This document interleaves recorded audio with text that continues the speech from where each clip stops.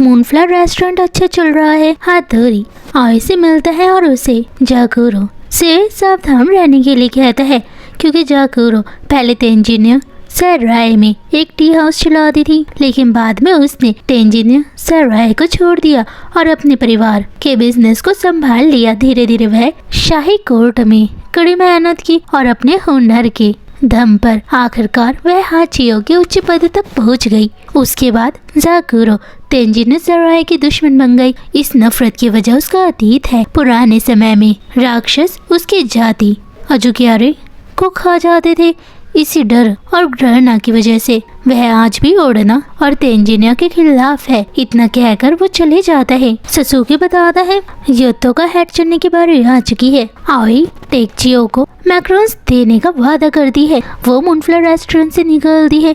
AI मूनफ्लावर restaurant का ध्यान रखेगी। वो ऋत्सुको के पास जाते हैं। ऋत्सुको बताती है अब राजा को उन पर भरोसा नहीं रहा। उसने जनरल अकागुमा को भेजकर टेकचियो को वापस बुला लिया है। साथ ही बहुत जल्द ओडना की असली पहचान सबके सामने आ जाएगी। यह सब सुनकर बायाकुया पूरी तरह टूट जाता है। वह अपने दिल का दर्द कम करने के लिए अपनी इंसानी पत्नी सुजुमा की याद में खो जाता है, जिसकी मौत सैकड़ों साल पहले हो चुकी थी। वो उन्हें बताते हैं इस समय बायाकुया जरूर अपनी पत्नी की कब्र पे गया होगा। वो दोनों ही हैरान हो जाते क्योंकि वो नहीं जानते थे बायाकुया शादीशुदा है। वो उसे बताते तेंजिन सराय के बनने से पहले उसकी पत्नी की मृत्यु हो गई थी। उसकी पत्नी का नाम सुजुमा था।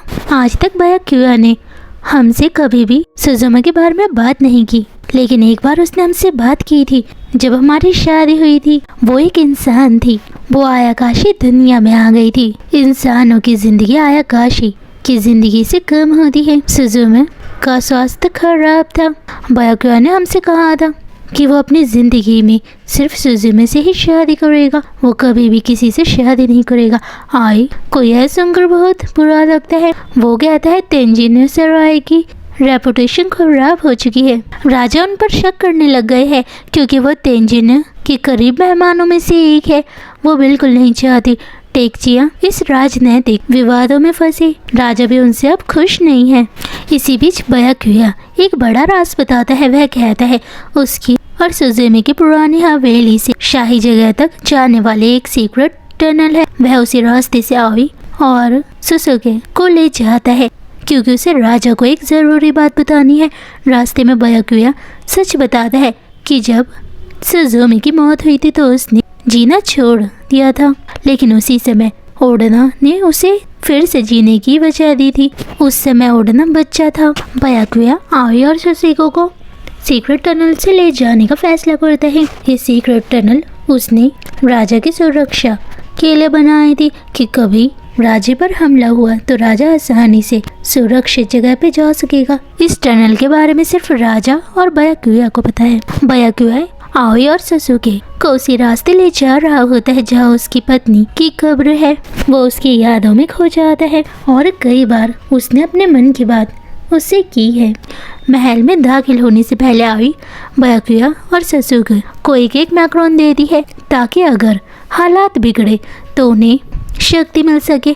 आखिर सासुके छाया के अंदर से बहुत तेजी से आ जा सकता है, इसलिए वह आई को चुपचाप महल में ले जाता है। महल में उन्हें पता चलता है टेकचियो खाना नहीं खाना चाहता है। सासुके जब चाहे खुद को दूसरों की नज़रों से छुपा सकता है। इसी शक्ति से वह आई को चुपचाप महल में ले जाता है। वह खाना बनाने वालों का खाना टेकचियो नहीं खा रहा है। इस बात से हर कोई परेशान है। आखिरकार आई और सुजुकी टेकचियो को ढूंढ लेते हैं, लेकिन उन्हें देखकर उनका दिल टूट जाता है। टेकचियो ने फिर से खाना खाने से इनकार कर दिया है।